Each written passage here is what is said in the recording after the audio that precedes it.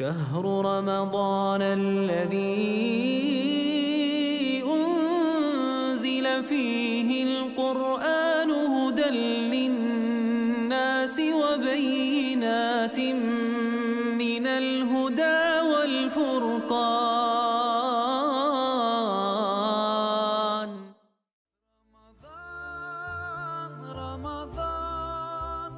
رمضان يا حبيب رمضان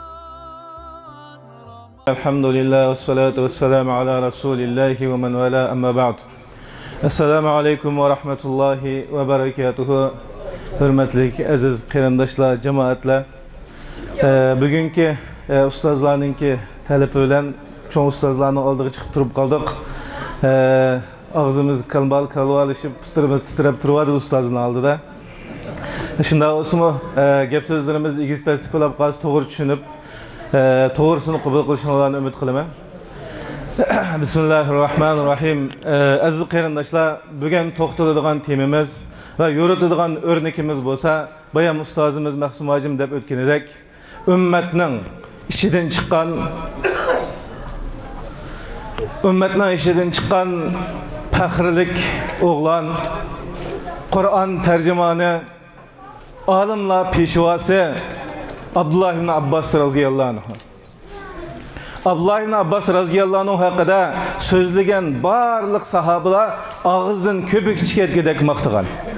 Shulardan birisi Umar radhiyallohu anhu Abdullah ibn Abbas radhiyallohu anhu maqtab shunday deganki, men mushu hayotimda Abdullah ibn Abbasdek tutish qobiliyati nihoyatda yuqori, tafakkuri o'tkir, qalbi sog'lom, taqvo bir insonni ko'rib boqmadim deb sifatlagan.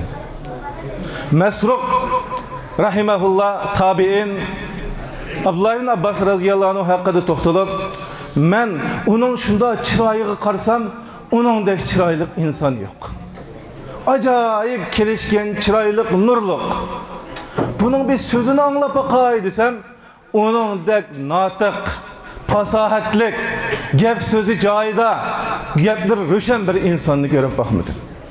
Endi bunun bir ilmini bakayda paranlış baksam, bunundek ötkür, fikri çoğunkur, mufakkih, fıkhi her ilimde yetişken mandak bir insanını görüp bakmadım, deyip cevap verin. Abdullah ibn Ömer radhiyallohu anhu olsa, Abdullah ibn Abbas radhiyallohu anhu'nu maqtab deganki, mana mushu zamonning o'zida, mushu vaqtda Alloh payg'ambar alayhisalom tushirgan Qur'oni Karimni ma'ningdan bekrak biladigan inson yo'q deb sifatlagan. Abdullah ibn Abbas radhiyallohu anhu'ning tarixda qoldirgan ilmlari, fatvolari, ijtihodlari nurg'un. Vaqt itibari bilan biz imkon bo'lsa kirimiz bo'lmasa, bizga munosabatli temalar haqida to'xtalamiz. Aziz qarindoshlar, mana mushu yutuq olim, sahoba, Rasulullohning duosiga erishgan, barliq sahobalarning maqtishi va qanoati va qabuliga erishgan, keyingilarga nurg'un ilmlarni miros qoldirib ketgan ana shu olimning qisqacha hayotini bir tushunib bilib o'taylik. Bayam ustozimiz deb o'tganidek, bu sahobaning hayoti 9 yoshning oxiri 10 yoshning boshlaridan tortib boshlangan. Çünkü Abdullah ibn Abbas radhiyallohu anhu Peygamber aleyhisselam Mekke'den Medine'ye hicret kılıştın 3 yıl burun tug'ilgan. Hicretinin 7. yılı Peygamberimiz Muhammed Mustafa sallallahu aleyhi ve sellem'e koşulgan.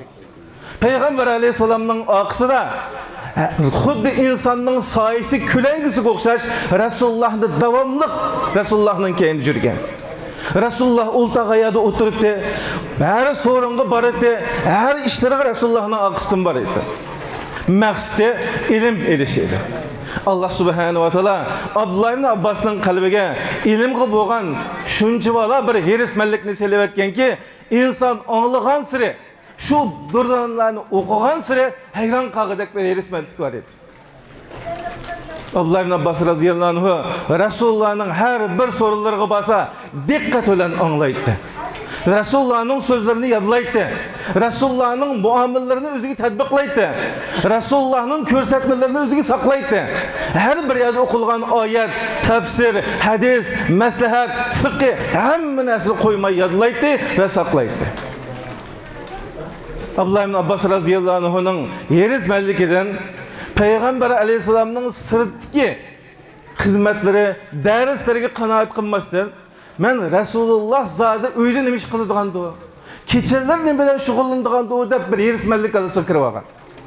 Kirvelip, hammasi Peygamber aleyhisselamның ayoli Ummul Mu'minin Meymuna radhiyallahu anhaga ne çıqıtım deb jurib, meni bir kuni bir Rasulullahdan izlenip uyanga başlasang, men Rasulullahni kechada bir kuzatib olsam deb qayt takrar qilish orqali Rasulullahning izni bilan Peygamber aleyhisselam şu anamızning uygini o'tkagan vaqtida şu uyda qo'nib qilishga muyassar bo'lgan.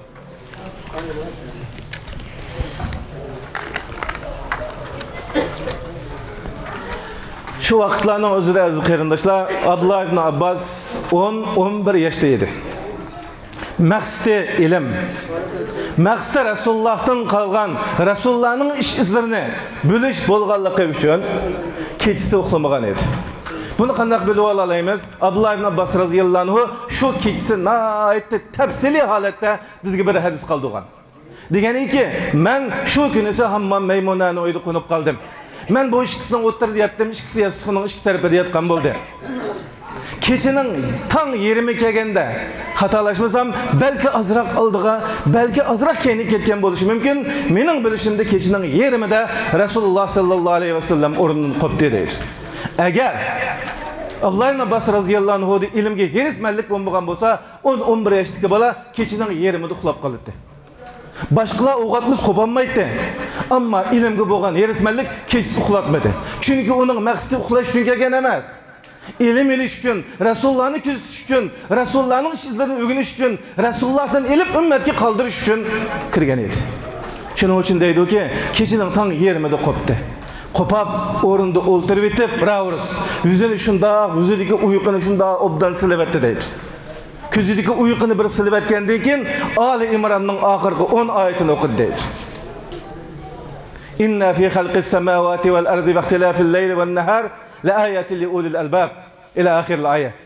Osmon zaminning, kech zaminning yaratilishi, kech kunduzlarning almashib turishida aql egalari uchun alomatlar va faktlar va izindigan bo'lsa nurg'ulgan haqiqatlar va degan oyat oxirigacha ana o'sha oyatni bir o'qib o'tgandan keyin bu ayette nurgulluğun durdanalava, Allah Teala'dan tileşlava, dualava, tesbihlava vakit itibariyle müşahir bulduk. Yani benim şu ayetlerini okuyatken deyken Resulullah ısıqlıq tulumdan qeşiği verip şu tulumda nahayet çıraylık bir tarat aldı deydi. Tarat alğan deyken kopup namaz okuş kuturdu. Mehmet derhal Resulullah kılganını kılıp onundan turup tarat elip Resulullah'ın akısıda turdum deydi. Rasulullah'ның ақысы туға вақтымда Rasulullah meni so'rab, iniga kelib qo'ydi. İşki harakat, ondan işki harakat, ondan keyin yana işki harakat, ondan keyin yana işki harakat, ondan keyin yana işki harakat, ondan keyin yana işki harakat. Jami 10 işki harakatdan o'qigandan keyin oxirida vitrni bir harakat o'qidi deydi. O'qib o'tdi. Shu jarayonda bayon qiladi-ki, meni so'rab kelib qo'yganda Rasulullah namoz o'qigan vaqtda ayliqimni chekinib oldim deydi. Bu yerda nihoyat muhim bir so'z bor. Peygamber Aleyhisselam namaz o'qigandan keyin, "Ey balam, men seni so'rab oldiga kelib qo'ysam, nima uchun chekinsa?"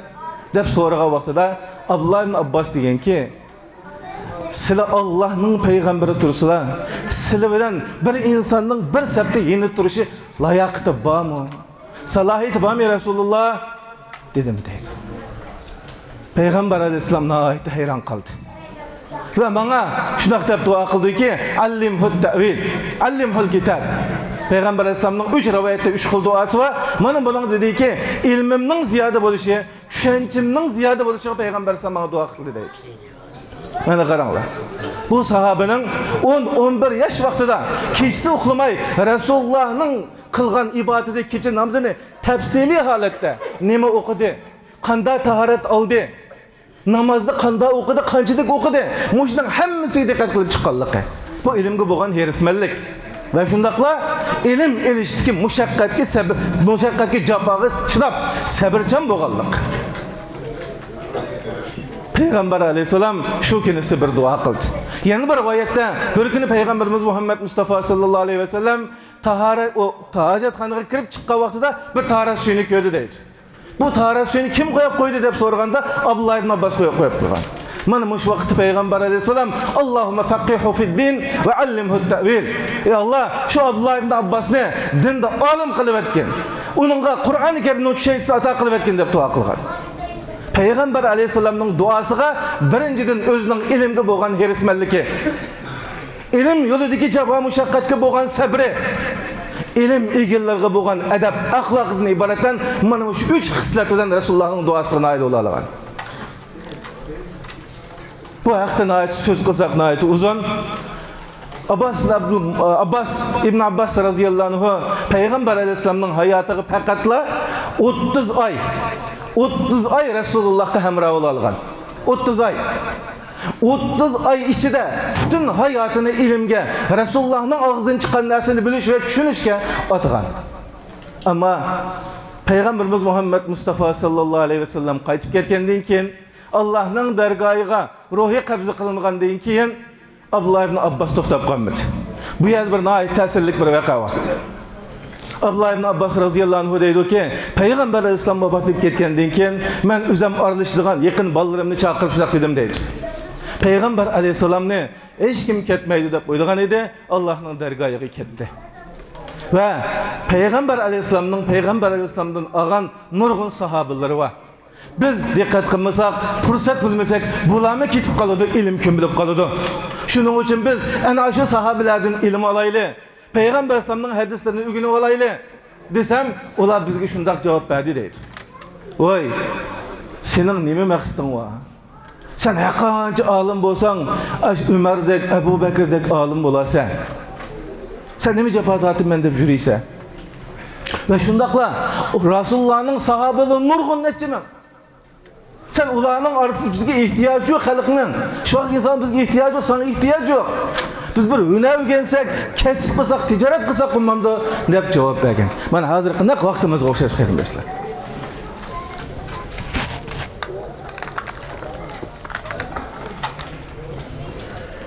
Ammo Allah qalbiga ilm erismanligini sog'an, Rasulullohning hadislariga muhabbat bog'lagan, ummatning dardi pishib ko'ygan bu sahaba Abdullah ibn Abbas bularning so'zini keyni kirmadi. Bularning aqsdan maqmadi. O'qishni tashlab hunar kesib ketib qolmadi. O'qish hayotida, o'qish yeshidagi bu hayotini ilmga otadi. Aziz qarindoshlar, mishada bir narsani deb o'tib ketay. Bayonmi deyilib qoldi, ustoz deb o'tib ketdi. Chet elda olim degan jiqo. Olimlar bizga yetib boshidi-ku. Bizga hozir u kerak, bu kerak to'g'ri. Bizga hamma narsa kerak. Bizga olimi kerak. Qorilar kerak. Yaqinda bir qarindoshimiz ishqirda noposi bo'lib, bir amallarni qilib chet elga chiqib, Turkiyaga o'rinlashgan bir og'inisining tavsiyasini menga kelib yetkazdi. Shu qarindosh vatandan chiqib dedi-ki, "Ma chet eldagi odamning hammasi dinda o'qisin. Hammasi qori Qur'on bo'lib ketsin. Chunki vatanda qolmadi. Bizda dinga yetaklagan burun namoz o'qinglar deganlar hozir aroq ichadigan bo'lib ketdi. Açıkı chidimidi. Ular aroq ichmasa, gunoh qilmasa, ayollar yalang'ochlanmasa, ularga erkinlik bo'lmadi. Cho'nglarini kasal qilib, turmada azoblab, zaharlab yo'qotqildi. Ama şu zulüm başlangan 7 yıldan mabayni 10 yaşdaki bola 17 yaşga, 15 yaşdaki bola 22 yaşga kelib xotni oldi, hammamiz dinsiz bo'lib cho'ngildi. Bir kunlar Allah izni versa, ana shularni da'vat qiladigan, shularga imom bo'ladigan, shularga haqni tushuntiradigan, Allah subhanahu va taoloning shariatini shularga ko'z bildiradigan, Rasulullohning hadisini yetkazadigan olimlar bo'lmaydi. Mening tavsiyam shu adashlar mana shu gapni qildi dedi. Men yetkazib, men sizlarga yetkazib qo'ydim qarindoshlar. To'g'ri, bizga hamma narsa kerak. Biz ilm o'qib, ilm bilan bo'libmi, har qanday narsani qila olamiz. Imom Buxoriy rahimahullohning ilm Kitabul Ilm'de bir bab var. Bu babda deydi-ki, babul ilmi qabla al-qawl wal amal. Söz ve amelden burun ilim buludu deydi. Hamma narsadan burun ilim buludu, ilim buludu. Allah Teala Kur'an-ı Kerim'de "Ve'lem ennehu la ilahe illallah vestagfir li-zenbi." Dastlabda nima dedi? Bil. İlim bil. Allah'ın birlik varlığını bil. Sana verilgen, sana inam kılıngan kainat kinasini Allah'ın görsetmesi için qanday qil? Bil. Anan deyinkin ki başka şeyini qil. Shuning uchun har qanday narsadan burun Alloh bizga farz qilgan nima bo'lish kerak? Ilm bo'lish kerak aziz qarindoshlar. Mana shu ilm uchun Abdullah ibn Abbas bizga nisbatan eng yaxshi o'rnak. Hayotini ilmga atadi. Ilmga bo'lgan tirishchanlikni so'zlab tugatgili bo'lmaydi. Tuvanda so'zlaydiganimiz ilmga bo'lgan muhabbati va ulamolarga bo'lgan hurmati. Allah ibn Abbas radhiyallohu anhu bir kuni bir hadisni bilish uchun bir sahabaning uyiga boradi. Bu sahaba tushlik vaqtida Arablarda tushlik vaqtida uxlaydigan bir odat bor. Tushlik uyquga ketgan vaqtida ishkini qiqishdan xijil bo'lib, chunki ustozi ilm og'ili bo'lgan edi. Ishkini qiqishdan xijil bo'lib, ishikning oldida saqlab o'ltirib uxlab qoldi Abdullah ibn Abbas. Bir vaqtida chiqib iliq sahaba, "Voy sen bu yerda uxlab qolsan-ku, men o'g'itevasam olmamdi." Ve ya ki sen bu ya kirişimizden sen Peygamber Aleyhisselam'ın ailesinin katarını tutsan. Sen bir adamını översen ben depper ettim. Ya ki çakarsan aldın mı ben barıttım emesma. Bu vakti Abdullah ibn Abbas dedi ki ya ilim bir ilgisi sen. Benim bir şey kirişim haklık. Dep ilimni cayda alıdı. Yeni bir rivayet, yeni bir sözü var ki ilimga bo'lgan ishni aqlim. Men kelib shu vaqtda o'qitmasam, sen chalib uyqulab qolasan, men seni uyquni obdaroq uxlayib, nihoyat tetik vaqtida to'g'ri holatda men hadis yetkazishingni umid qildim deb javob bergan. Hem hurmat, hem ilimga bo'lgan hirismanlik, sadoqatmanlik. Bir kuni Zayd ibn Sabit radhiyallohu anhu Abdullah ibn Abbasning ustozlarining qatoridan sanaladi.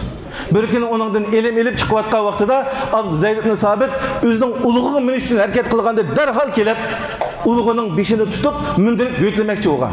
Voy, yo'q sen bunda qilsang bo'lmaydi, bunda qilyapsizlar degan vaqtda nima degan? Hakaza umirna an naf'ala li kubara'ina va ulamaina. Biz cho'nglarimizga, olimlarimizga mana shunday hurmat qilish qanday qilingan buyurilgan. Mana sizin degan vaqtida Zayd ibn Sabit ta'sirligi qo'lingni kelami ko'rishib olay deb, ko'rishib deb bas qattiq tutilib, qo'liga so'yilib deganki, biz Payg'ambar alayhisolamning oila avatiga mana shunday qilishga bizmi buyurilgan degan. Shuning uchun aziz qarindoshlar, biz hurmat topamiz deydiganmiz, hurmat qilishimiz lozim. Mayli kim bo'lishida qat'iy nazar. Biz qiyomat kunisi hurmat qilinmading deb qana qilmaymiz, so'ralmaymiz, hurmat qilmading deb so'ralamiz. Her birimizga tushadigan vazifa cho'nglarni ko'rganda, ilm ahlini ko'rgan vaqtida, bizdan ortiqchilik odamlarni ko'rgan vaqtida hurmat qilish, ularning xizmatini qilishga aldirash, ularni cho'ng bilish, ularning qadrini bilish. Ve ana shu insonlarni o'zining qadri bilingan vaqtida o'ziga tushlik xizmatlarni ham qilish. Abdullah ibn Abbas radhiyallohu anhu mana shunday voqealiklarni bizga qoldirib ketgan. Abdullah ibn Abbas radhiyallohu anhu, mayli Umar radhiyallohu anhu olsun, Osman radhiyallohu anhu, Ali radhiyallohu anhu hammasining davrida nihoyat yutuq bilimlarni, ijtihadlarni qildigan. Vaqt bormi? So'z. Mushularning qatoridan Umar radhiyallohu anhu Abdullah ibn Abbas radhiyallohu anhuni bek yaxshi ko'radi. Ana shu shura majlisiga chaqirib oladi. Başka sahabeler kabulap kalgan. Voy bu de küçük olsa, o neçe yemeği toşmagan olsa, bu yer Bedir'e katnaşkan, Peygamber Aleyhisselam ile Mekfet'e katnaşkan, onun başka muhacirler, ensarlar, her katta adamlar olsa, bu balını çakırıp alındığı degende, benim Abdullah ibn Abbas'ı boğan muhabbetimini size ayıplamanlar. Körem kalısılar degen. Abdullah ibn Abbas radhiyallohu anhu deydi ki bir günü Ömer radhiyallohu anhu beni çağırdı. Çağırıp özünün huzuruna çağırgan sezip kaldım ki, meni başkalarga bir köz kuşuna qalaptı da deb bilip kaldım deydi. Zerakligidan bilip kalgan. Şu günesi çağırıp Ömer radhiyallohu anhu şunun bilan birge nurgun Bedir ahllaridan, nurgun sahabelerden Ömer radhiyallohu anhu çağırıp şu yerda bir sualni so'raydi. İza jaa nasrullahi vel fathu ra'aytan nasa yadkhuluna fi dinillahi afwajan fasabbih bihamdi rabbika vastaghfirhu innahu kana tawwab. Mana bu oyatdagi maqsad nima deb so'raganda sahabelar bir turkumlar deydi-ki, Allah subhanahu va taolo Makfat esini Rasulullohga taqilgandan keyin, Rasul sallallohu alayhi vasallam kelgan ne'mat shu narsalarni ko'rgandan keyin Allah subhanahu va taolo ko'plab hamd etsin, ko'plab Allah subhanahu va taolo shukr beljo keltirsin degan maqsadlar bor deydi va ba'zilar jim turdi.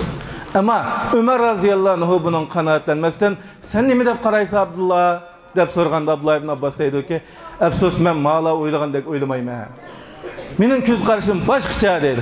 Deb baqqan qana desa, mening o'ylaganim mana shu oyat Payg'ambar alayhisolamga, Peygamberimiz Muhammed Mustafa sallallahu aleyhi ve sellem'nin muşu zamandaki vazifesinin tükkenlikini, ecrinin kelgenlikini bildirip koya cevap verdi.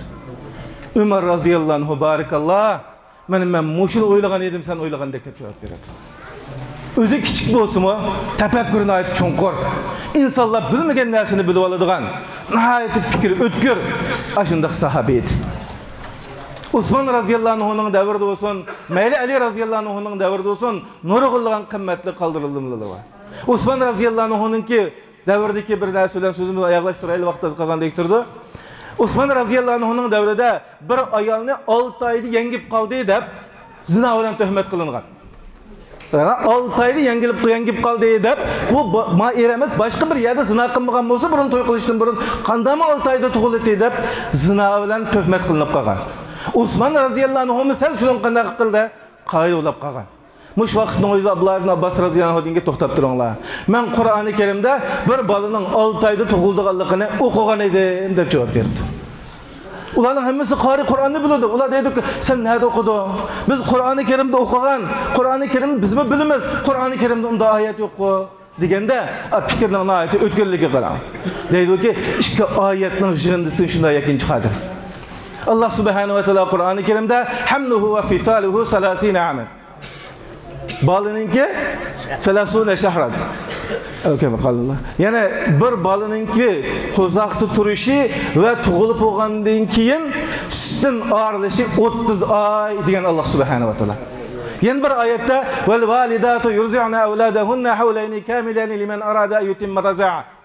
Yani bir ayette özünün balısını tuluk emdirişni xalığan insanlar 2 ay tuluq 2 yil emda so'n degan. Tuluq 2 yil necha bo'ladi? 12 aydan 1 yil 24 ay. Necha ay qolib qoldi? 6 ay qolib qoldi. Demak, bir bola 6 oyda qanday qiladi ekan? Tug'iladi ekan degan bir ijtihodni o'tirgan maydonga chiqargan. Shuning bilan Usmon raziyallohu qoyil bo'lgan, iliq ayol shundan qutulgan. Demak, aziz qarindoshlar, biz Abdullah ibn Abbas raziyallohu anhuning mayli fitna zamonidagi maydoni bo'lsin, Xavarishlarga qarshi bo'lgan kurashlar olsun, Xavarishlarning og'zini itib, Xavarishlarning nurg'unni o'zining yo'ldan qaytirgan so'zmalligi, fatvolari va ular bilan bo'lgan munozaralar bo'lsin, nihoyat ko'p bilimlar va vaqt e'tiboridan mishada to'xtalsak, Abdullah ibn Abbas raziyallohu anhu islomning faxri, Qur'oni Karimning tarjimoni, ummati islomiyaning peshvosidir. Barliq ahli ilmlarning, barliq talib ilmlarning Abdullah ibn Abbas raziyallohu anhu'ni o'ziga o'rnak qilib, har vaqt jafo mushaqqatga chidab, boshqalarning malomatiga chidab, u kasb bu kasb emas, Allohning dinini ustun qilish uchun, ummatning g'imi uchun, har vaqt Allohning kalomini yeyish uchun, Rasulullohning hadisini boshqalarga yetkazish uchun, ummati islomning dirikligi uchun, Allohning kalimasining ustun bo'lishi uchun harakat qilishni Alloh nomidan har bilaydan talab qilaman. Va axiru da'vana alhamdulillahi robbil alamin.